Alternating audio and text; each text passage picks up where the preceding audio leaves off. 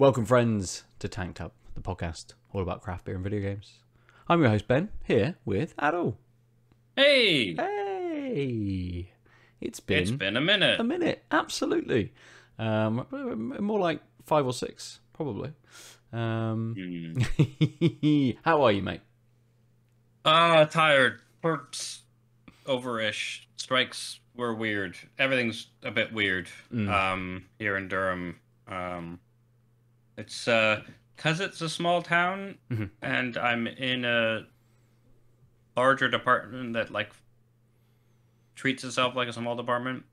Right. And just been so busy, it just feels like the world is like smaller than it is, if that makes sense. So everything that happens here feels like bigger. It takes up space in the way that like in Bristol, there was just too much Bristol to like ever feel like the department mattered, you know? Right. Yeah. I was gonna say another thing I forgot. Oh, I did do set at the stand. Oh, yes. In Newcastle last week. So I officially have done comedy in both the Southwest and the Northeast. Nice. Whatever that means. Well, it's just it went well. 2 corners of the country. Yeah. Yeah. Fuck the middle. You also, maybe we'll open some beers first before you give us a bit of a rundown. You also visited a craft brewery, a popular craft brewery destination as well. Oh, I did. A day or 2 ago. So maybe we'll open some beers and kick off with a little bit of a chat about that. And what are you drinking this evening? This might betray what Ben's alluding to, but I'm having North Brewing Songbird IPA, 6%. This rich, smooth IPA has flavors of sweet, juicy blueberry alongside sharp, fresh-cut pineapple. And it does tell you what things are. Nope, it does not. But it is North, so it's a 440 ml. They tend to do good IPAs. Yeah. I figured I should do that. Nice. North are very good at that. You know, they're good at a lower beer as well. Good pales, good IPAs, that kind of thing. And I mean, that extends into sort of dippers and things like that. I know we've previously talked about maybe one of us has had a stout from North or a porter or something like that and gone, we never see these from these people. And that's probably because they make such good, you know, lightly coloured beers sort of thing. So now I'm wondering whether I missed an opportunity when I was there. But while I like look at the picture of the menu I took, why don't you tell me what you're having? Yes, I am drinking a beer from Arbor. It's a new release, and it's called Tik Tonk, and it's a Tonka bean stout. I'm still in a stout mood, so this is 6.3%. It is a milk chocolate stout brewed with tonka beans and vanilla. There you go. Oh man, I miss Arbor. Of course, it's blue and red because it's riffing on TikTok, which I believe is blue and red. Is it? That's what I take from this. Are you can. making shit up? No, sure. I'm sure it is. I don't have it on my phone, so I can't confirm. I thought it was like. Sure it is. What? Must be. Sure. Yeah, you're probably right. Let's just say. I'm not cool enough to know what a Tik Tonk is, so. It's this. This is a Tik Tonk. A Tik Tonk. But yes, I had a few Arbors in, and this was one of the new releases. I don't know if there is. Let me just double check whether there's a brewed date on it. Yes, canned on the 7th, so it is 20 days old. Oof. So pretty fresh for a stout. We shall see how that sits. Yeah, and come back, I suppose, to the north. Yeah, so Songbird IPA is supposed to have lashings of blueberry and a side of mango or something. Pineapple. You can definitely smell the pineapple off the top. There's also a bit of maltiness on the nose, which is interesting. Nice. Oh, there's the blueberry. I was like, the blueberry's just hit. Trying to figure out what the blueberry's lingering in the background the whole time, so it took me a second to spot it, and I'm trying to figure out how to like what similar thing that's blueberry is like that, and I can't quite find it. Okay. Is it kind of Oh, does the blueberry bring a bit of a sweetness sort of to it, or is it a little bit yeah, more it's sort more of of a. soured? This is a very good beer. Good. The blueberry is also in the taste as well, which is great. It's sort of in the background. Mhm. It's definitely doing a blueberry thing, but it's not doing a lot of it, which is kind of what I think I want. Okay. Meanwhile, oh yeah, this is like a little malt forward, very solid IPA. With oh yeah, like a nice juicy tropical pineapple is what's coming to mind, probably because they told me, but probably because it's what it is. Um, but it has that maltiness still, so it's a really well-rounded IPA. It's not too hoppy and only hoppy. And I think what's happening is the blueberry is like sitting in the background, just holding things together with that like. I don't know if you've a town near Halifax, Nova Scotia. Okay. Whose name escapes me, which I will quickly look up. Oh, really? It's just Oxford, Nova Scotia? Why didn't I remember Oxford? God. Fucking ridiculous. North Weird. America is Sorry, just essentially a facsimile of England, isn't it? Really. So yeah. Anyway, it's like one of the it's the blueberry capital of Canada and one of the biggest blueberry places in the world. And there you can get like really big plump blueberries, which look appealing. And I don't know if you ever had a really big blueberry, but it's almost always quite almost tasteless. Like it's so dilute. Right. Okay. It's almost as if each berry has a certain amount of like concentrate, and then the bigger the berry, so you tend to have these big ones that are juicy, but the juice itself isn't super strong. And this is kind of like that, and an extra step forward, like or back, I guess. Like it's quite in the background. It's there, but it's quite light. You could kind of miss it if you weren't paying attention. You're kind of just like it's like chewing one of those and be like, oh, this is generic berry. Oh, there's some blueberry taste, right? Right. That's actually a really good thing. Because it's letting this pineapple-y malty IPA thing, he says, realizing it's called Songbird. But it's not. I think it's making it's more interesting with that blueberry around, but it's not. It's not. I don't know.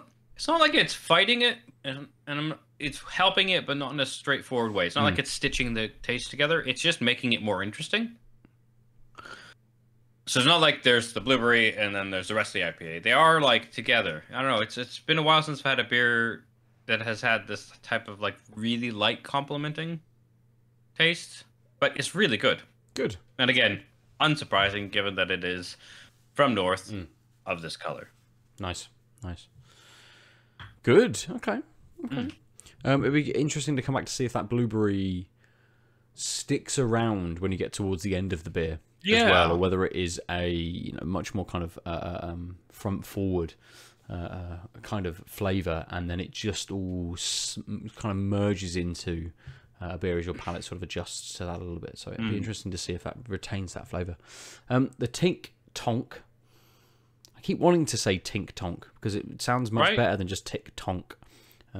Yeah, it's a weird one. But it's got a lovely nose. It's as you would expect for a stout. It is just jet black, with a little bit of a slightly brown head, but not a huge amount. But a lovely nose. Tiny bit of vanilla. Like the vanilla is there in the nose, but it's really light. And I'm getting much more kind of coffee notes from the nose. Maybe a little smattering of chocolate as well. It's a very roasted kind of nose. Right. It's a lovely smooth beer. Almost no carbonation. Did it say it was a milk stout? Feels like it's got the smoothest of a milk stout. Milk chocolate stout, it says. Is there lactose in it? Yes, there is. It has that smoothness to it, that kind of coating of the mouth that you get with a milk stout. A little bit of sweetness that's coming from that as well, which combines with the vanilla very nicely. So it's actually quite light.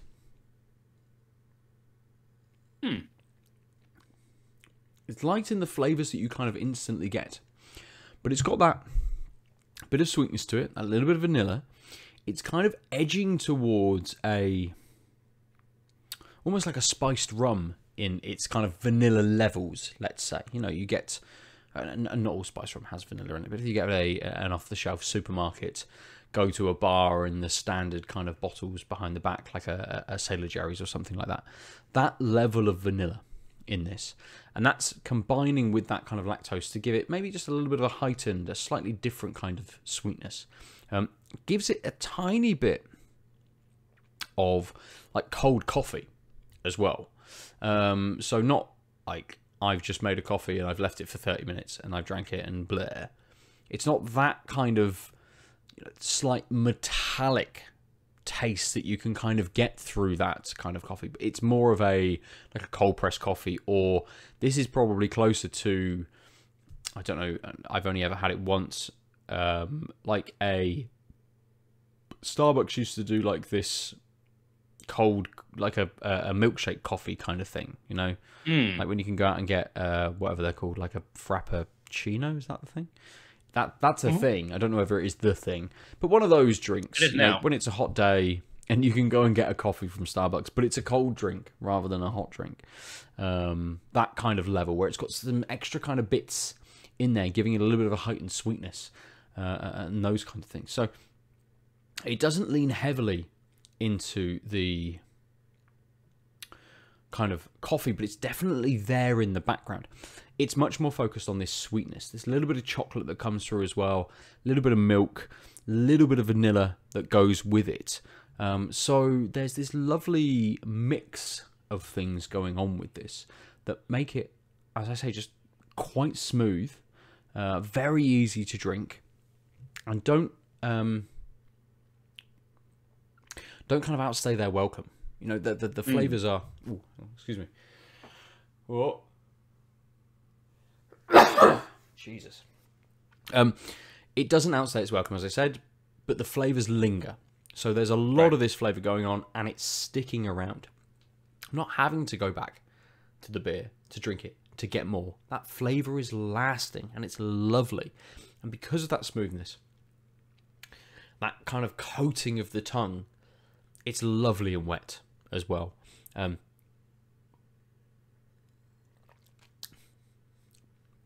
Yeah, that's really good. I'm going to absolutely neck this.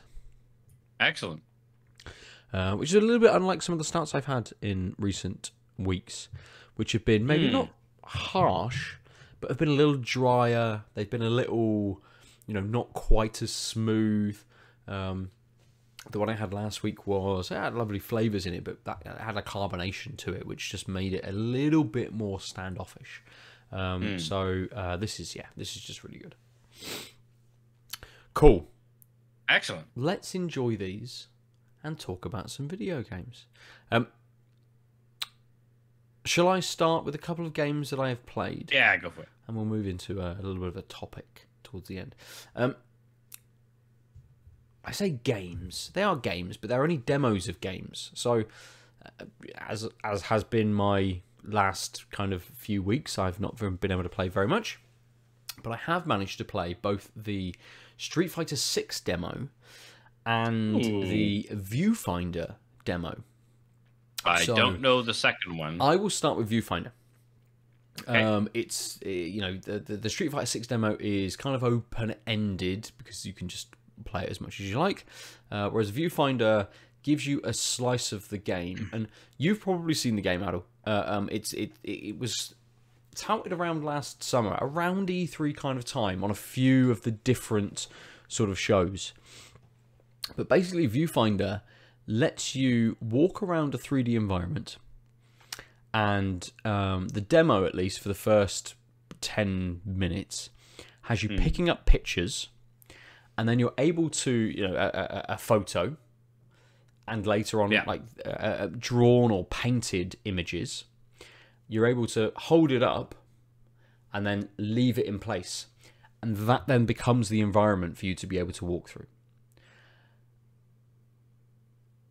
And it does it so incredibly well. Like, the way that the image actually cuts through the environment, and that is then just what is in front of you, is so good. I don't know how they've taken it from this kind of, we have a JPEG and now it's imprinted as a 3D set of shapes within the environment, because it stacks back, right? As you're sort of walking through the first kind of couple of areas, you come to a dead end and you're like, oh, there's a picture back there, cool, I'll put that up and it takes me to the next area, brilliant. Right. But it gives a level of depth to it. So in the picture, in the photo, you have all of the foreground stuff, you have the buildings or the room that the photo's taken in, and then you have things like, if it's taken outside, you have the background. So you have mountains and things in the background. And the way that the game transposes that into the environment is the entire, like, it takes that photo right back into the background of the game. So whilst you're on this kind of floating 3D environment in the middle of this sort of, I suppose, like a dome almost, with a mountains in the background and other buildings and stuff in the background, the picture transposes itself onto those different layers as well. Oh, I didn't realize that. So you can put the picture here and say, this is where I want it, bam, and then just shift to the side to be able to look at everything at kind of an angle, and you can see that it's transposed itself. You can see that it's placed itself within the environment at all of those levels. And that just, it's so good the way the picture integrates itself with the environment, that this is going to be one of those kind of, not necessarily mind-bending, but this is going to be one of those puzzle games that people pick up and just go, how have they done this? And some people are going to come up with some, you know, later on you get sorry, I just put the autoplay, the Steam video on mute, and it got to the point where they like tipped the picture and then panned, and like things fell out of the picture, but also there was depth in the picture when they like rotated it out from in front of you. It was like, oh shit! I was like, oh, I get it. Oh wait, no, this is. I now get what you mean by like integrating. Yes, it's not just that like it's an object that you. It's not like it's making like a thick. A picture with like a foot of depth, like it's just a bucket, right? It's like it's now the space. Yeah, absolutely. And as you say, you can then rotate those images and those kinds of things. So it's not even, you know, you're not walking around going, I picked up a picture, it has to go here. And that is then moving you into that pre-generated area, because you've put that picture up there and it's just unlocked the next area. It is going, cool, we've condensed, we've built this, the stuff that you can see in the picture, we built it in 3D, we've managed to condense it down to 2D, you place it there, and then the 3D we populate it thing drops into that space. But it's a merger. It's not like Portal, right? You're not dropping a window into a new space. That's the difference, right? Yes, you're not moving into a new space. You stay, like, I stand still here, I would put a picture there, and what is in front of me changes. I'm still within the rest of the space that I was in previously. And it just does it so well. Even then, when the demo zooms you forward through the game a little bit and you get a camera, you can start taking photos to be able to progress that little bit more. So, interesting. And you take photo, you know, one of the examples is that to move through these spaces, use a teleport machine. And you've got a camera, you walk around a corner and you see the teleport machine, but it is fixed sideways onto a wall. So you take the simplest thing, you take a photo, rotate it round, put it in place, it's now on the ground for you to be able to walk on and use. That kind of thing. But there's also other elements, you know, spinning the kind of the environment around because everything is upside down, and I can see it getting a little bit, and I said it's not mind-bending, but I can see it getting a little bit maybe mind-bending sort of further on. It reminds me of a game you played which appeared... Manifold Garden? Yes, Manifold Garden, that's it, because it's in the Steam sale as well. That's why I remembered it. Which is fucking fantastic. If you haven't played it, If it's on sale, God, great. I played it half with myself, then restarted it with a friend, and it was such a good like pseudo co-op game where mostly I was steering, but we were literally both like reasoning together. Yep. It's like very simple, but the like repetitions to infinity are super interesting and like not the way you normally think. So a bit. There were only a couple puzzles that were like genuinely hard in the sense of like, oh, you had to like think your way around a couple of things. Most of it was like getting used to, excuse me, thinking in a certain way. Mm-hmm. And it's very soothing to move around in those spaces. It's just a very good game. Well, like Viewfinder feels very similar from what I watched you play of that. And there was a space where I walked into a new space, and in the middle was a canvas with a picture on. And the teleporter machine, which was back in another part of the environment, had a big gap between. And I realized that actually what I need to do is pick up the picture, which is a picture of the space that I'm currently in. So I place the picture, I can then move into the space which has the canvas and has the picture on. I can pick up that picture, move forward, place that picture, which moves me into the next space. So I've almost created a bridge following, picking up the picture, placing it, moving into that one, picking up the picture, right? Because the picture is where within the picture. And so that I didn't realize you had that type of nesting. That's so. Oh, I'm gonna play this. I'm gonna play absolutely the shit out of this demo. Completely. And there was again another one where I had the photo, and some of the teleporters you have to find and pick up power packs to be able to make them or to turn them on. And there's a power pack up on a pillar, and I'm like, cool. I need to take a photo of that, and then place it closer down in the environment. And it's not also that you place your picture and it is there. It works on within the 3D plane. So if I have my picture and I'm leaning like this, and I look and I place the picture there, anything that is upright on a pier will fall off and potentially just fall into oblivion. Right. And I'm like, shit, how can I get around this? And the game teaches you very quickly that you can actually rewind time as well. Oh. So there is a limited set of kind of rewind on a mission. So if you take a picture and you need item number 1, you take a picture of it, you think you've placed it here, so you can just populate the picture, the item then appears, you can grab it, but something fucks up. You can rewind time to go before you've taken the picture, or just after you've taken the picture, before you've placed it in that, so you can place it in a different sort of space. So there's a little bit of forgiveness as well in this, allowing you to kind of rewind. I don't know if you could fast forward. I don't think that ever came up. But the game very much and very quickly tells you that you've got the ability to rewind as well. So I think it's one of those games that will welcome experimentation. You know, try and fuck around with placing your picture like this or over here and how that will work. Because there is almost no consequence, I suppose. You can do and just rewind until you get to a point. So I like that. I like the idea that it's just going to allow you to just play, really, and try and figure out these puzzles in your own kind of way. Yeah, that makes it. When you're like messing with perspective and these things, if you don't have a sense of play, it just becomes consternation. Right? If you lose an idea of experimentation, then it's like, I need to find this linear path to the solution you want. Yes. And I don't think this way, right? Like normally that's the gimmick, so now I'm just frustrated. So much easier to fall into that trap when you don't have the default of look around, see what's going on. Yeah, absolutely. And the other game that it makes me think of is The Witness, because it has almost exactly the same aesthetic to it that The Witness has.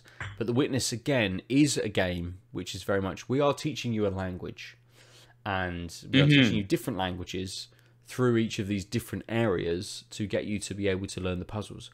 Whereas Viewfinder there is kind of one language, and we allow you to just mess around with it as much as you want, almost. Right.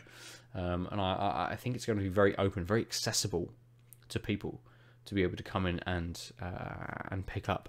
And again, because it has a similar vibe to The Witness, has a similar aesthetic to The Witness, looks fantastic. I absolutely love the way that those two games are incredibly vibrant. And Viewfinder plays on that a little bit. So a lot of the first photos that you pick up are sepia. So it changes, and again, it imprints that onto the environment. It's not just that it does the environment and brings it into the same color. It imprints exactly what you have in the picture. And right. I would say, you know, the demo took maybe 20 minutes-ish, maybe 30. I don't know, actually, does Steam exist, and will it let me see how long I've played the Does Steam demo? exist? What a great question. Do I have it up on my thing? I have played 38 minutes on the demo. Some of that, I think, was me maybe going away for 10 minutes or so. So it's probably about a 30-minute demo. Right. But it gets to a point in the demo where you're picking up not just photos, but artwork. And it will be a pencil drawing with lots of shading on. And you place it up, and it puts exactly that into the environment. And everything then is all 3D and is all in that hand-drawn style. So it's again, it's not just saying, here is then the new area. It's going, yep, great, we can see what you've taken a photo of this, and that's what you've then kind of put up. Right. The only, and it's an incredibly slight turn-off, was that as I was moving through this very, I suppose, early part of the story, and going through, you're almost charting. The story takes you through kind of like two artists talking to each other. You can find voice recordings through the environment to be able to listen to, and you pick up a picture and place it, and they talk about it a little bit. And one of them was like a 32-ish bit pixel art style environment, which was kind of like it's not I mean, it looks like Doom, but it's not Doom. It's I can never remember the name, whatever FromSoft's first kind of foray into games was, where they made their fantasy first person magic adventure game, whatever that game's called. Looks like that. And very early kind of D&D sort of stuff. That it made me feel a little bit kind of headachy. And I don't know whether it's because the pixels were so kind of large, or, you know, what appeared as kind of pixels, and it was so kind of wavy and shaky in that sort of style, that kind of just made me feel a little bit like, whoa, I need to get out of this space. Didn't keep me in there for too long, which was absolutely fine. Who knows if that kind of style will appear again, or it's just I'm running through a few different things early on in the game because the game is trying to tell me that this language exists and this is how it's doing it. So I mean, that and again, that's a very slight turn off. Are you talking about Kingsfield? Yes. Okay. That sounds right. That is a deep, deep cut. Hang on. Let me just have a look. Kingsfield. Oh, there's a Kingsfield in Bristol. Of course there is. That doesn't... from Kingsfield from software. Yeah, it looks very similar to this, but even I suppose even more pixelated, really. Even more, god damn. Yeah. But Kingsfield at least has those like sort of 3D sort of shapes, and I suppose actually Kingsfield is more textured on its planes, whereas this is more a plane is pixel, you know, made up of thousands of pixels. Yeah, maybe it's not so much Kingsfield. It did remind me of that when I first sort of saw it. Anyway. Yeah. No, I'm holding you to it. Yeah. Now all the listeners are gonna be like, "What the fuck is Ben on about Kingsfield? It's nothing like it." Everyone that's clearly so au fait with older FromSoft games. So yeah, but it's great. I mean, I would say, as demos go, it's a fantastic demo to give you a great understanding about what this game entails. Right. So, and again, it's about 30 minutes or so. That's like a good length. Yeah. Especially for like this type of experimental thing, because like even if it's like not your jam, you're gonna enjoy it because it's novel, right? Or at least it's very likely that you're not going to be like, I can't believe I wasted my time getting that demo, right? Yeah, absolutely. I have just gone on to the Steam page, so that will appear probably in the audio, because the sound came on the trailer. But I was just going to have a look for the date, and currently it's only 2023. On Steam. I was just say, as far as I know, it's coming out. Yes. I mean, even if rather than playing the demo, even if you've just gone the Steam page, some of the kind of GIFs that they have on the About This Game show you exactly how it works.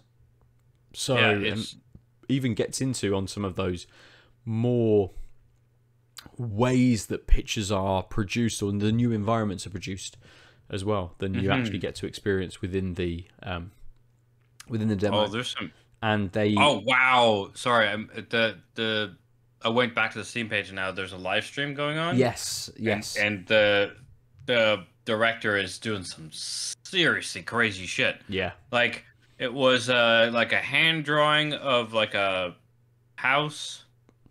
Yep. Like trees and stuff. So it should be like a child's 2D drawing, but when it was placed, the like trees were in front of the house and the house was an object, and then they opened the door into the house and the entire interior of the house was drawn in the same style. Yep. Which obviously you couldn't see from the picture.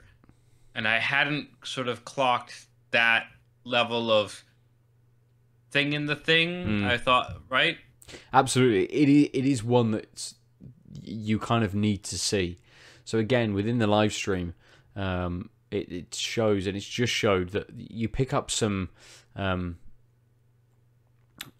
sort of random photos which are of I suppose like 8-bit games as well, and you can just place in the environment. I don't know whether maybe there's like achievements around that you can kind of go into those sorts of things, but and again in the live stream, someone has placed a tweet with a picture on, and they have gone into it. Obviously that's within the game for you to be able to sort of see and be able to manipulate to use stuff. But it just looks so good. It looks like it's been thought about so much. Well, and just whatever this fucking engine is, right? Like, this is exactly what I think about when I think about computation in games. It's not like ray tracing and bigger open worlds. It's like the dynamics of this thing are specific and probably were impossible 10 years ago, 5 years ago, or whatever the thing is, right? Just because it's a real-time rendering, re-rendering of a space in a way that like the engines couldn't do, but also just a pure calculation per second, I would imagine, were kind of unattainable. And that matters way more than like, what if I played, I don't know, Sonic 2 with ray tracing, or like Resident Evil 4 now, like they've made the AI weirdly different, but now the light looks better and all this other shit. It's like, I could give zero shits. I can't even pretend like I could give two. Like, it's just not a thing. And like, there's so much raw power now in like the new NVIDIAs, the new AMDs, and what are they doing? Absolutely. Weird shit like this. Weird shit like this is great. Yep. More weird shit. That's exactly what we need. We need all the weird shit.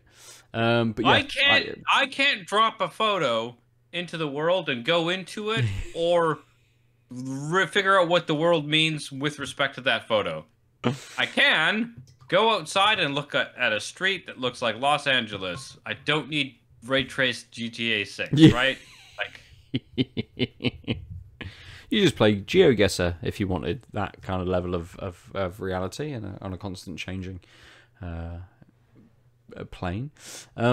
Yes, but as I say, I'm really enjoyed what I played of Viewfinder. It's jumped up my kind of list of games that I'm like, yes, this is a kind of an instant play for me. I think I love a puzzle game. I love the aesthetic that it brings, and the demo really sold it to me. So this is my dream puzzle game where you're in the environment and the environment is the puzzle. I really like that. Yes. Yeah, that's why I got along. I really enjoyed Recursive Ruin, which I wish I was smart enough to know what episode we interviewed those guys on, but it was fun. They've been on a couple of times. Yeah, BitRock Games. I think McKinley's. 326. It was Tanked Up episode 287 and 326. Nice. Thanks, Google. You actually worked. Perfect. Speaking of which, I think that Recursive Ruin's also on sale, and I haven't actually finished that game. Yes, it is. As part of Steam's whatever puzzle festival or whatever they're calling this. Yeah. So I mean, it's a similar, it's a loopy game, but it's a similar type of what you're saying, the puzzles, the environment, and you're in it. Yeah. So it would probably. I was going to say, I suppose I'll very briefly chat then about Street Fighter 6. Yeah. Go on. 6 Street. So is it true that there's only 6 cast members? In Street Fighter 6? Yeah, there are 6 Street Fighters. There's not. There's definitely going to be more. I know there's actually technically an infinite number. Can't you make your own dude? Right, yes. One of the big things with Street Fighter 6 is make your own human.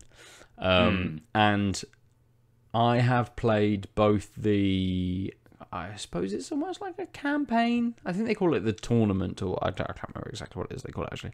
But there's a single player element to it, and then there is a world tour. That's what they call it. And then there is the normal multiplayer. What you expect from Street Fighter game. And I've kind of played both sides of it. So in the demo, you get to play just a normal kind of one-on-one game. And only Ryu and the new character Luke are available to be able to play. And I don't know whether it was an issue that I'd already started the match before changing the settings, but Street Fighter 6 has introduced a new control scheme. And it's introduced an incredibly simplified control scheme. So previously, you had... if you say quarter circle forward punch doesn't make a Hadouken, I'm going to be pissed. So I'll tell you exactly what a Hadouken would be. So they have changed the controls from light punch, light kick, medium punch, medium kick, heavy punch, heavy kick, to light attack, medium attack, heavy attack. Okay. And then special attack. And a quarter turn circle Hadouken, or a slightly... and then right and backwards quarter turn is the uppercut. Wait, but so you don't have... How does game know whether you punch or kick? So game does not know whether you punch or kick. You essentially punch. Wait, if they just removed feet? No. Is it a ghost game? I think heavy attacks are feet, but both the light and medium attacks are punch. But, and this is why I didn't like the one-on-one, just the normal, what you would think of as Street Fighter. Street Fighter. Yeah. To basically do a Hadouken, you press forward and on the PlayStation, triangle.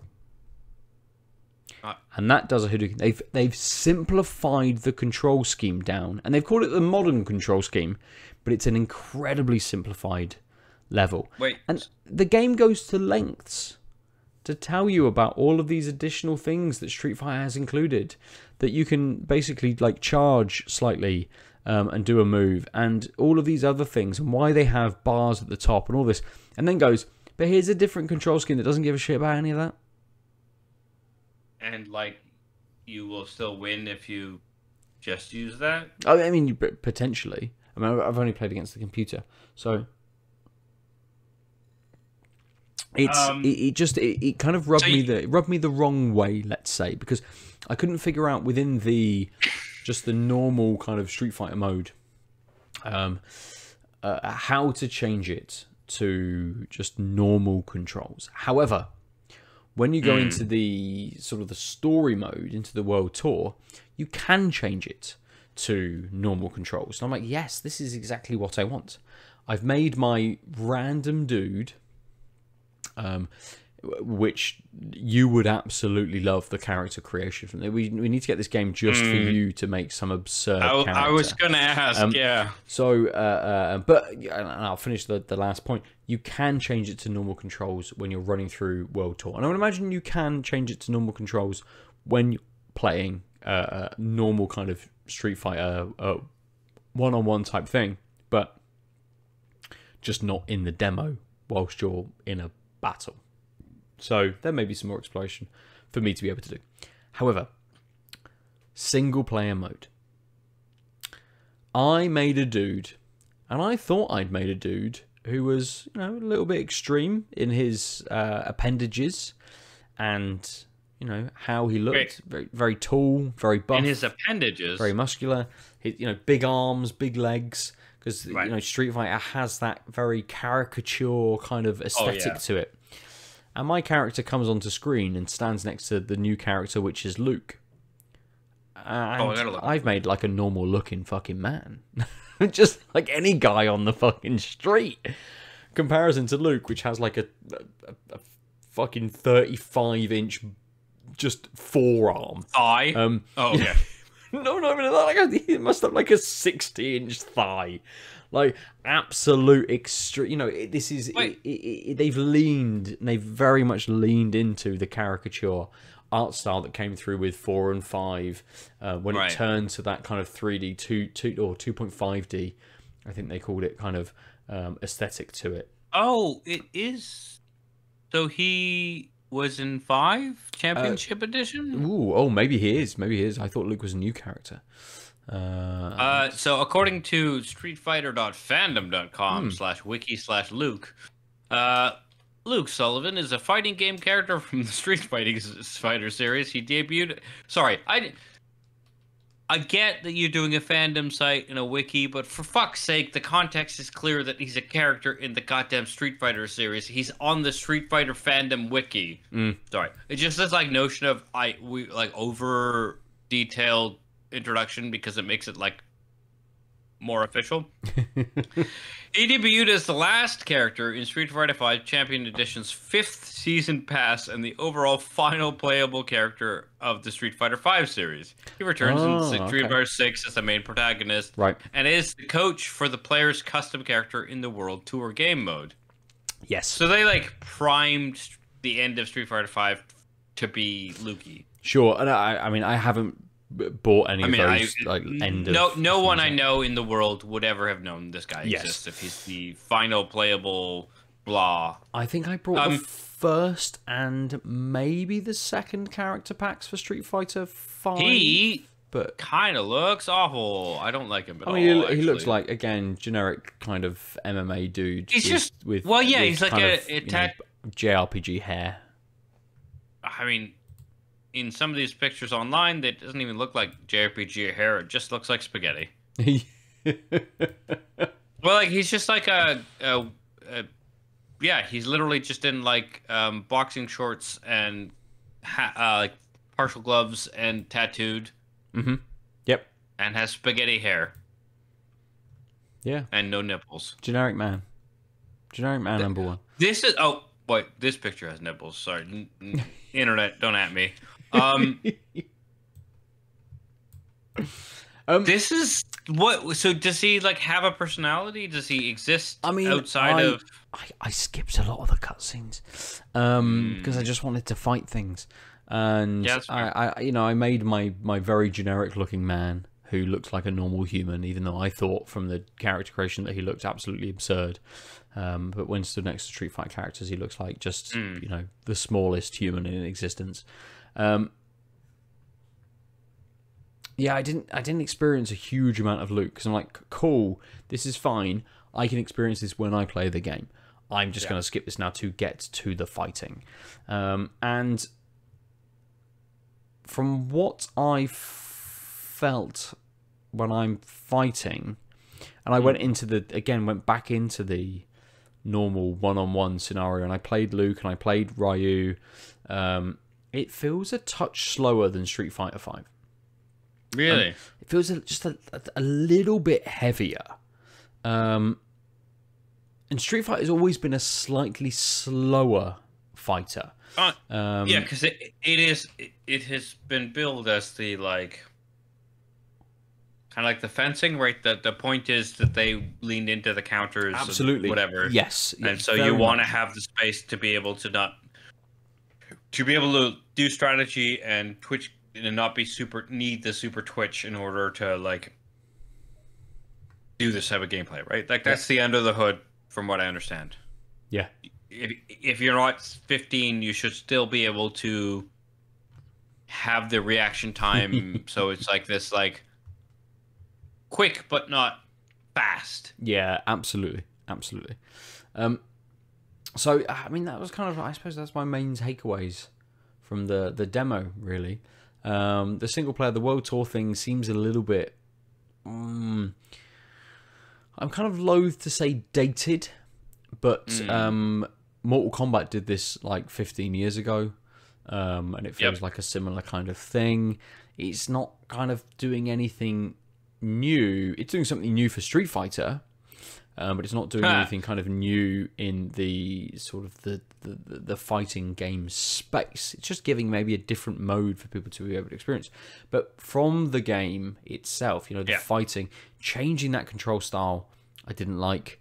It makes it very much more simplified and stuff, but then it doesn't allow you to, or it takes away that skill level, I suppose, and almost makes it a little bit more kind of countery.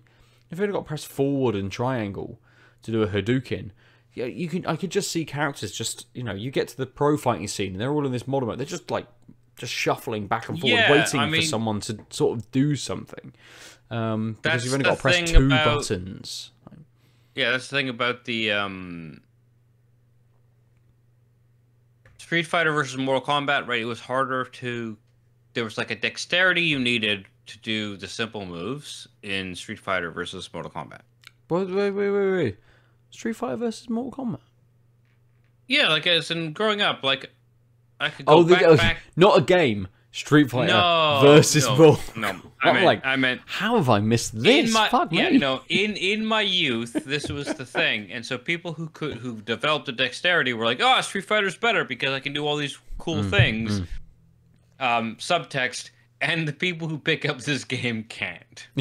But you like button mashing, you could figure out shit way easier in Mortal Kombat because it tended to be quite linear, right? It's just like forward A, back A, right? Like those were moves. And you so went to 3/4 simplify turns and all of that sort of stuff. Yeah. To what end, I guess, is the thing. It's like, it's a quarter circle forward punch, right? Like, is a fucking thing. I thought, at first, I was like, oh, what you're saying is punch and kick are the same button. I don't really understand what that means, except that, like, heavy attack is definitely foot. And, like, that I could figure out or, like, get behind. But if it's, like, forward A... Yeah. It's simple. Like, why I brought this up is, like, at least Mortal Kombat, right, was forward A. It was like a touch more depth. Button. Yeah. Right. It was like, okay, so you're not doing the dexterity thing, you're adding steps. And this is like, what if we did neither? And I don't know whether they've looked at the other kind of games within this space, because something like Tekken is Tekken's absurd because you can get up to like 20 hit combos. It can be like forward A B, forward down up B A, or X circle square, forward down X Y. Yeah. You can get really, really heavy with those combos in Tekken. And there's a lot of new games within this space. There's a new Dragon Ball Z game coming out. There's a new Budokai game that's kind of this year, I think. There is a Guilty Gear game that came out last year, which loads of people flock to for their fighting game sort of kind of hit. So I don't know where this has come from. I don't know why Street Fighter have brought in this kind of baby mode, essentially. Yeah. I wonder whether it's just to be like, anyone can play this game. Don't worry about it. Just come and play this game. But no one's picking up Street Fighter 6, right? No one's picking up Street Fighter 6 thinking, oh, that'll have a baby mode. Yeah. It's Street Fighter goddamn 6. Yeah. Also, have faith in your franchise. It's Street Fighter. People don't. If it's like a we want a more accessible thing, you have to actually say that. And I would wager you wouldn't want it to be in the main line. It would be like, I don't know, Street Fighter more efficient, or again, I would imagine that there is a way to change it on the 1 versus 1. Maybe not within the demo, but at least when you're playing the main game, being able to change the options is very limited within the demo. So, such as demo, right? Yeah. So hopefully that's expanded, and I can just go back to normal Street Fighter controls. I was going to just read off the roster. Yeah, go for it. Only because the game comes with what are there, 6, 12, 18 characters to start the game off with, which is a reasonable kind of roster, I suppose, for the knowing Street Fighter 5, how they are going. It's 3 months, let's release another 6 characters. So it's been 6 months, here's another 6 characters. It's Cammy. I'll tell you the ones that you would probably know first. Right. Cammy, Zangief, E Honda, Dhalsim, Blanca, Ken, Jury, Guile, Chun-Li, and Ryu. Wait, who's Jury? Oh, Jury was a Street Fighter 5 starter. I don't know whether she was in it before that, maybe. But they've then got characters that I'm unfamiliar with, which may be from special editions and previous kinds of things.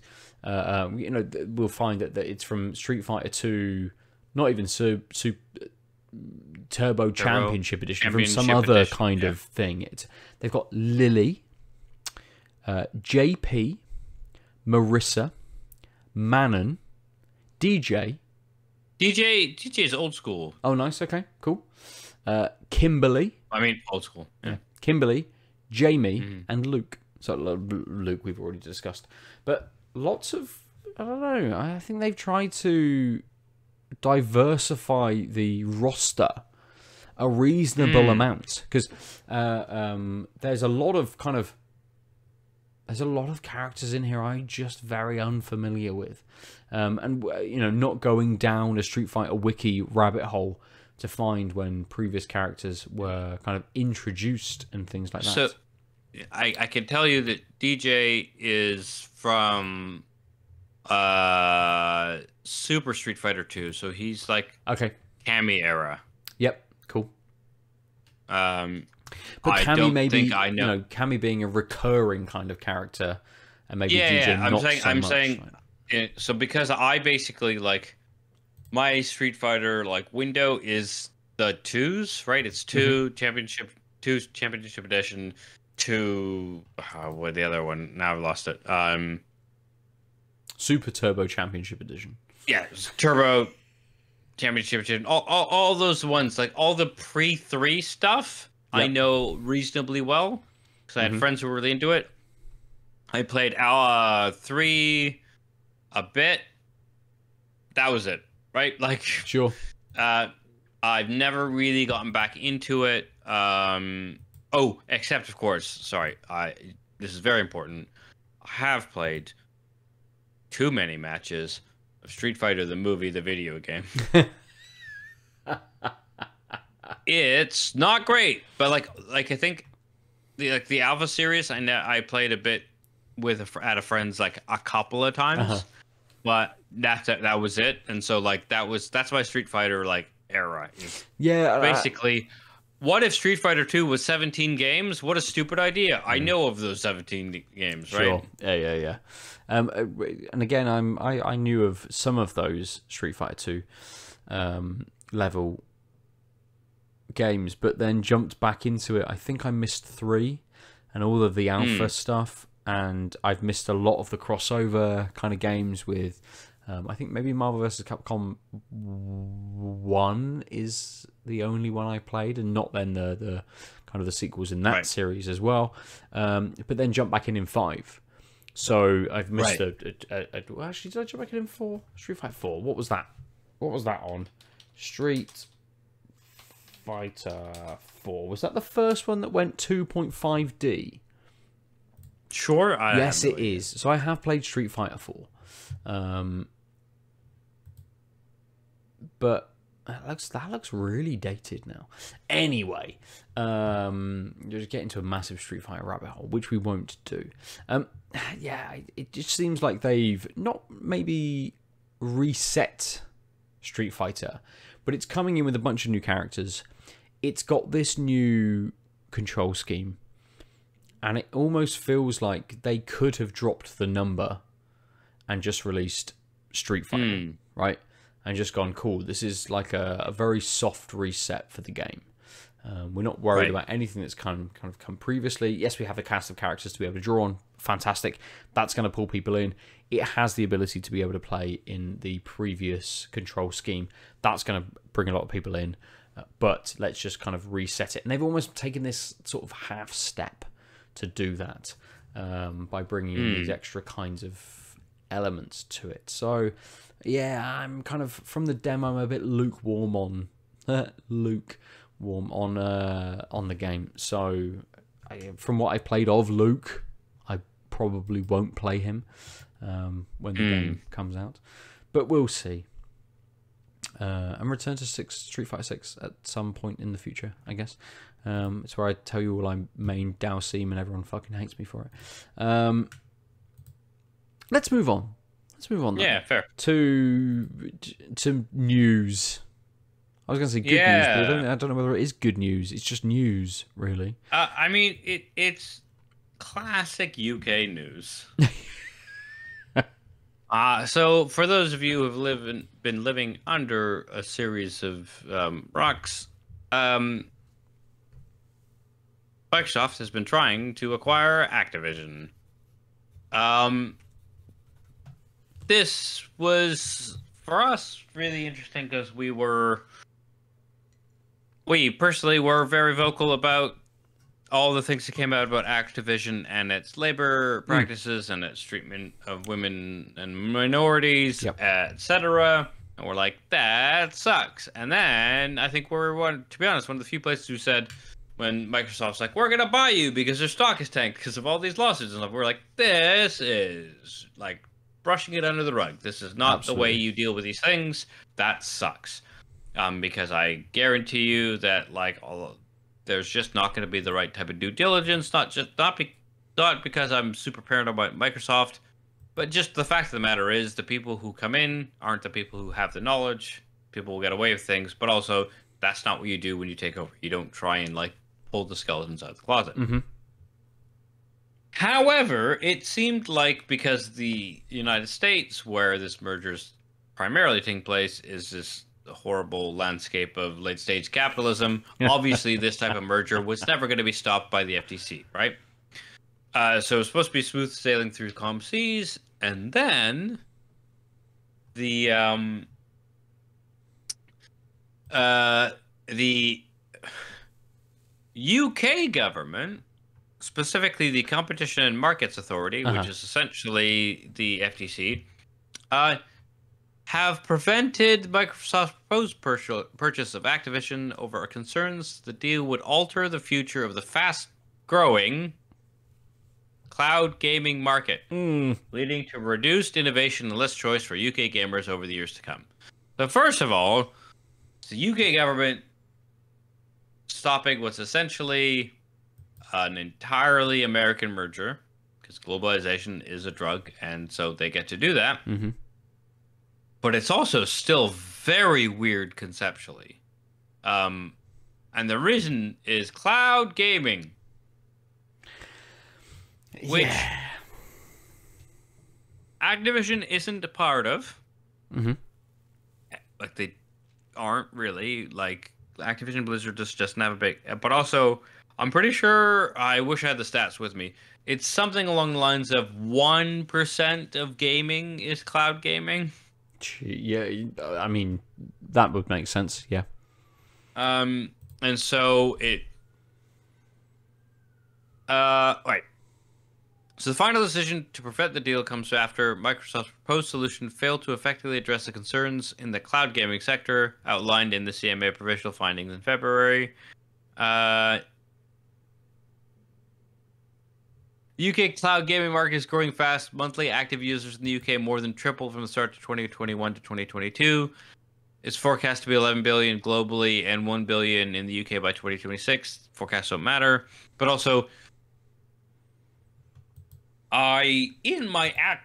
in the job I currently have and hope to continue, I lament the lack of understanding of data structures and just general stuff. But like, triple isn't a big deal if it's a tiny amount. If there's one person who uses Service X and then 2 more people use Service X, it has tripled. But that's still from 1 to 3. Yeah. Like, yeah, so basically their claim is that Microsoft has... This is from gov.uk, right? Like, I'm not reading a second. This is gov.uk's reporting on their decision. Microsoft has a strong position in cloud gaming. It already accounts for an estimated 60 to 70% of global cloud gaming services. Pause. Almost all of that is goddamn Game Pass. So it's like a service, not a sector. I mean, what else have we got over here? Nvidia Shield? I guess it's... they don't define what cloud gaming means, like, right? Google Stadia was, and so, Amazon. What is that? Luna? Yeah, maybe is that what it's called? Amazon Luna is cloud. Yeah. So Microsoft has a strong position, and the evidence to the CMA showed Microsoft would find it commercially beneficial to make Activision games exclusive to its cloud gaming service, which they've already signed deals with everyone. Like they've literally put it in contracts with everyone except PlayStation because they refused to sign it. Yep. Saying we will be exclusive. So, that's shitty and weird. But they say, so they could find it beneficial if they made it exclusive. The deal would reinforce Microsoft's advantage in the market by giving it control over important gaming content such as Call of Duty, Overwatch, and World of Warcraft. Evidence available to the CMA indicates that, absent the merger, Activision would start providing the games via cloud platforms in the foreseeable future. The cloud allows UK gamers to avoid buying expensive blah, blah, blah. So, just a weird assumption. And then they say Microsoft's remedy was basically... So, the proposed remedy set out requirements governing what games must be offered by Microsoft to what platforms. over a 10-year period. They're described as behavioral because they seek to regulate the behavior of businesses. Their proposal, so Microsoft's proposal had shortcomings in that it did not sufficiently cover different cloud gaming service business models, including multi-game subscription services. It was not sufficiently open to providers who might wish to offer versions of games on PC operating systems other than Windows, and it would standardize the term TNCs in which games are available, as opposed to them being determined by the dynamism and creativity of competition in the market, as would be expected in the absence of the merger. Pause. Those are insane. Yeah. Like, I am not... I'd be happy if this merger didn't happen, because I don't think mergers are great. I think it's a symptom of late-stage capitalism that makes it more likely that we, the consumer, gets the short end of the stick. However, this is fucking nonsense. Like, I glossed over it. The 3 points are, it didn't sufficiently cover different cloud gaming business models, including multi-game subscription services.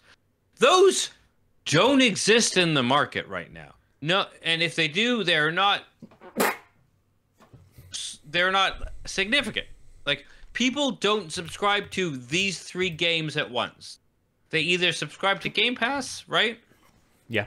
Which is not a specific game. It's give me your games, and I trust your judgment. Or they subscribe to World of Warcraft.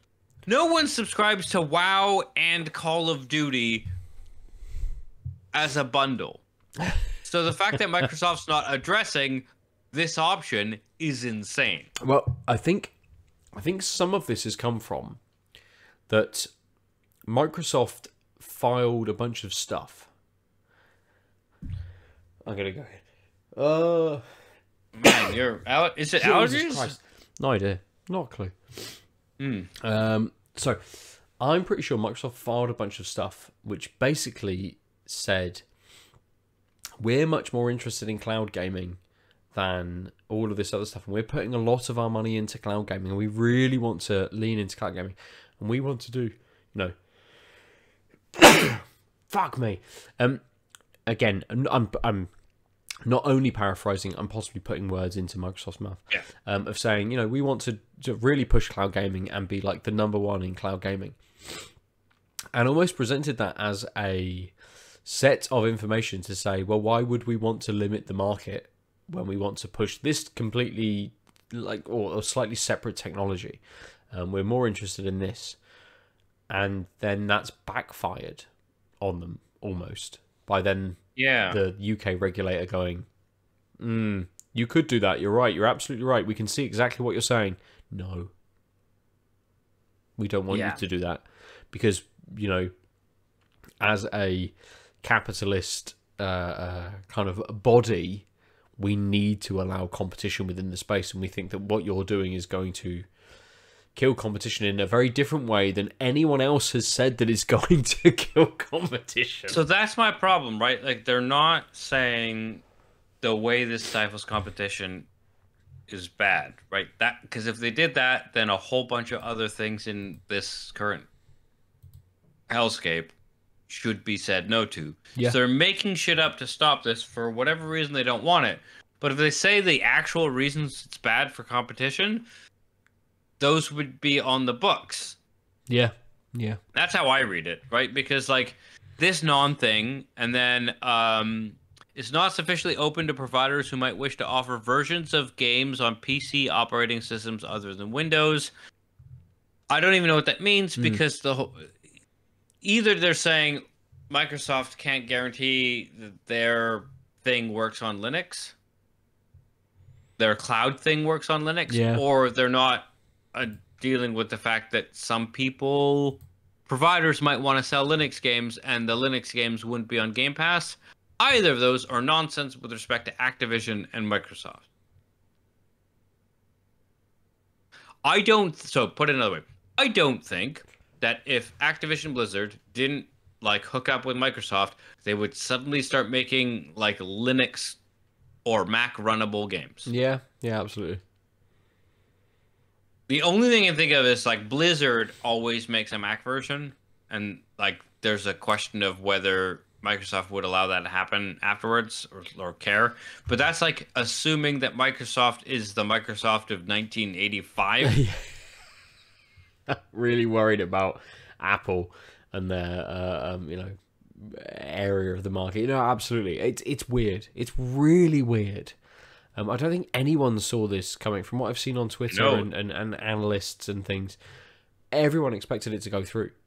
Yeah. No one expected this. And this isn't to say that it won't go through. So lots of people also coming up saying there's been other stuff where the UK has said you cannot do this, but the mergers have still happened.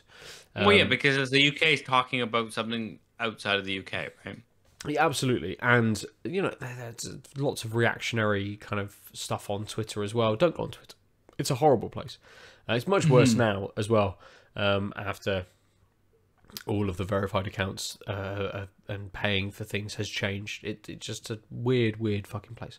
But I've seen lots of people sort of say, Microsoft should pull out of the UK market. Fuck the UK. Obviously, people not living within the UK.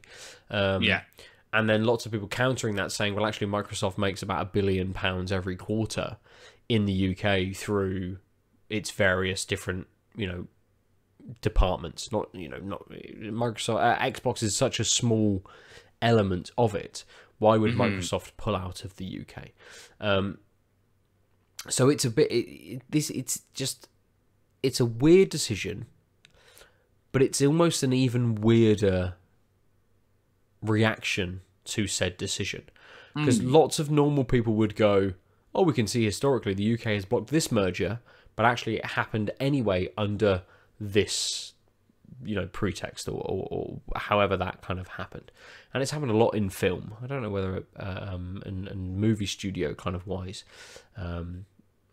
So it's so like weirdly reactionary in terms of the responses to kind of what's gone on, and almost weirdly reactionary in the press, where you see an article that says, Microsoft, the UK regulators have blocked this, and then 2 minutes later another site is like, Microsoft are going to appeal it.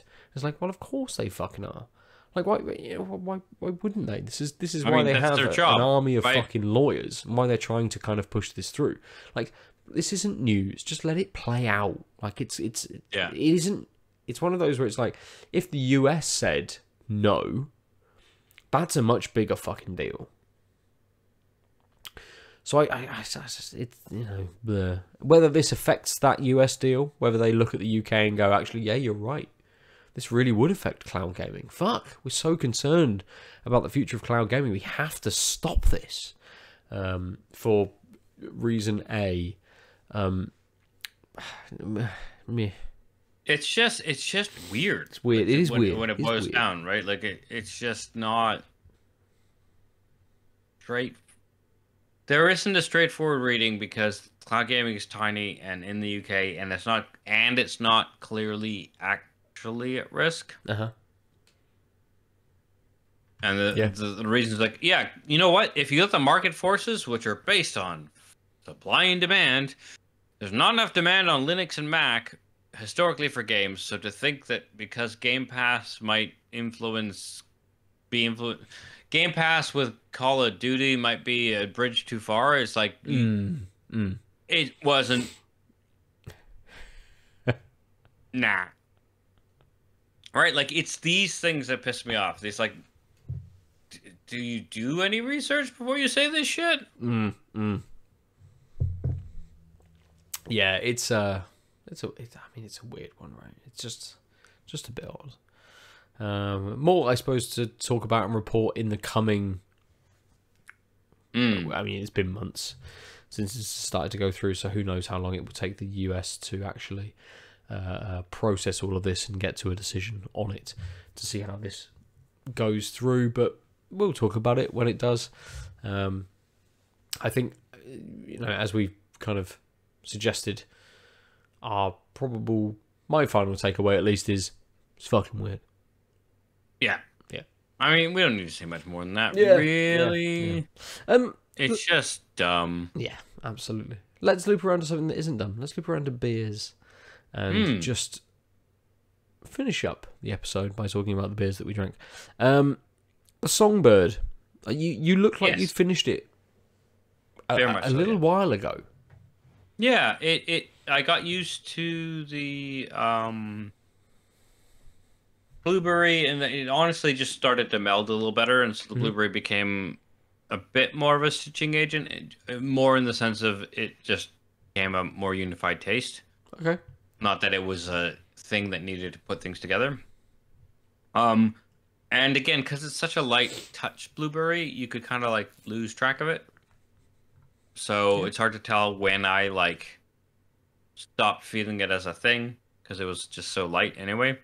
It's just a really tasty IPA. I think the blueberry gives it a bit of a cooling notion, and then just makes it a bit more laid back than like the malty level would otherwise be. And I think that's that simple. I think it's North doing an IPA that's really good and being like, this is an IPA. Let's do something interesting that will still make it an IPA. Yeah. Fair. Blueberry is an interesting one because you usually find it more in like pastry stouts and that kind of stuff. Yeah, exactly. That's why it was super. And that kind of stuff. Yeah, and usually when you see a blueberry in beer, it is blueberry forward, right? In these, right? The point is, you're like, there's the blueberry, and here it was like, where's the blueberry? Oh, there is it. And actually, like now I want more in this sort of type of blueberry, because again, like I think the last blueberry type thing I had was like a Vault City lemon blueberry something or other drizzly thing, right? And it was like, this tastes like a dessert, and it's great, but it's very blueberry, right? Yeah. And then meanwhile, the Songbird is like, if you didn't, I would have got blueberry, right? It's not that remote, but like if you didn't tell me about it, I wouldn't immediately be like, this is IPA's blueberry. And it's doing things. It's just not like being super in your face about it. Yeah. Fair. Good. How about yours? Yeah, the Tik Tonk was good from start to finish. Remained smooth. The sweetness settled a little bit towards the end. Oh, yeah? And the vanilla kind of dimmed down a little bit. The kind of the beer, maybe for the final third, showed a lot more of the chocolate through.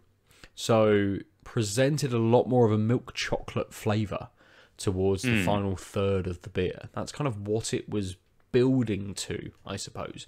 But at least kind of, a fresh taste as a first kind of sip.